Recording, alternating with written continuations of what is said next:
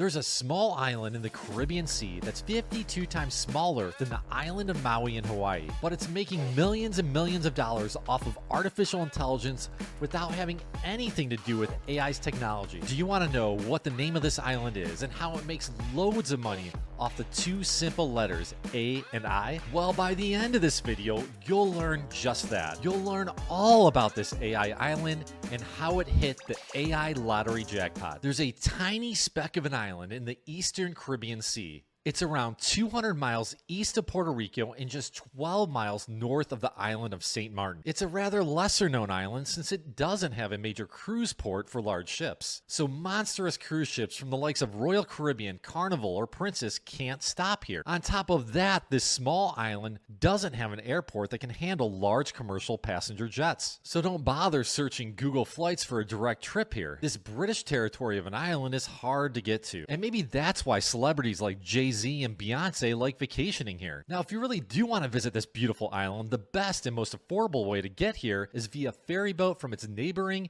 and more popular island, St. Martin. One more interesting tidbit before we move on. This tropical paradise is the only country in the world that has a dolphin on its national flag. If you haven't guessed it just yet, the name of this tiny island is Anguilla, which in French means eel, just like its shape. This 15-mile-long island was never known for being a technology hub or even remotely tied to artificial intelligence. But that all changed starting in 1994. Back then, Vince Cate, a computer scientist, moved from the United States to Anguilla to get away from it all. When he got to this beautiful leeward island, he ended up building a small ISP or internet service provider company to help give internet access to the residents of Anguilla. One day while relaxing on the island and probably while drinking rum runners on the beach, a simple idea popped into his head. He wanted to own a domain name that ended with .ai. But at that time in the mid-90s, that didn't exist. So Vince did some research and a little digging around. He discovered something pretty interesting about how domain extensions like .ai work. He learned that IANA, or Internet Assigned Numbers Authority, was the regulatory body in charge of these top-level domains like .ai. Top-level domains are just the end of URLs. So for example, the TLD or top-level domain of google.com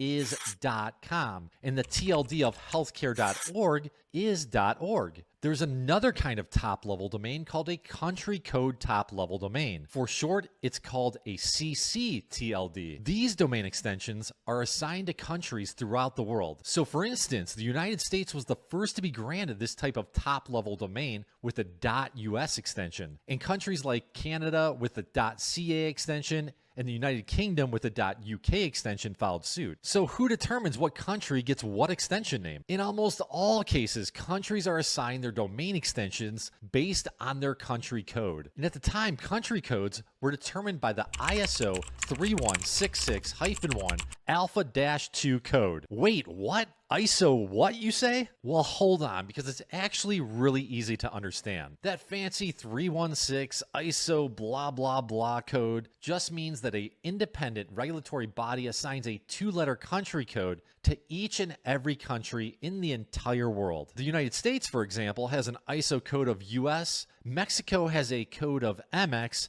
and Japan has a code of JP. The crazy thing is, and this is where Anguilla hit the jackpot, is that Anguilla's ISO code are the letters AI. And that meant IANA, the organization that assigns top-level domains to countries, would assign the .ai extension to Anguilla. So when Vince Cate discovered all this, he contacted John Postel, who at the time was one of the main decision makers at IANA. In their conversation, Postel told Vince, "There's no one running .ai. Do you want to run .ai?" And Vince said, okay. According to Vince, it was that simple. Remember, this was a time when no one really cared about these domain extensions, so handing over the entire .ai namespace wasn't a huge deal at the time. It was more important for someone to want to run it, like Vince Cate did, than for it to stay dormant. Vince was actually helping Postel, and that's probably how Postel viewed it. The interesting thing about this is that John Postel, one of the heads of IANA,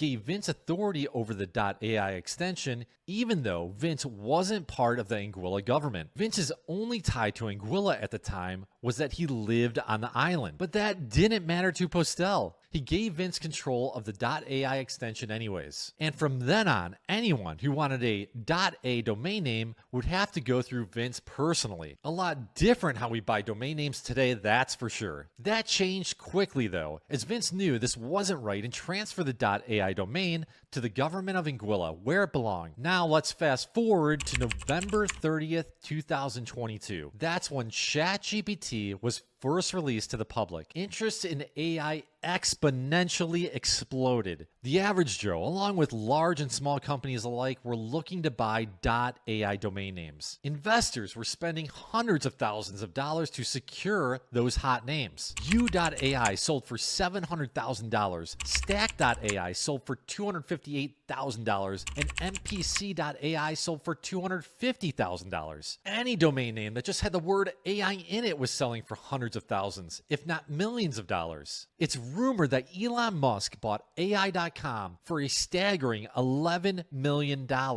This all goes to show how the hype of AI was exploding in late 2022 and early 2023 and even to this day. And that hype meant cold, hard cash for the tiny country of Anguilla, the same country that's known for having the best beaches in the world according to the Travel Channel. In 2023 alone, the country of Anguilla made over $30 million off the sales of .ai domain names. And that forecast is set to double to 60 million in the coming years. For every domain name sold on sites like GoDaddy or Namecheap.com, a payment goes directly to the Anguilla government. Today, for example, Anguilla gets $140 per domain name purchased. So every time Mr. Johnny Startup has a brilliant idea for a new AI business venture and registers a domain name for it, Anguilla makes $140. And yeah, $30 million or even $60 million might not seem like a lot for an entire country, but you have to remember Anguilla only has 15,000 residents. So that kind of money goes a long way. It's so much money that Anguilla, the country known for its wandering goats,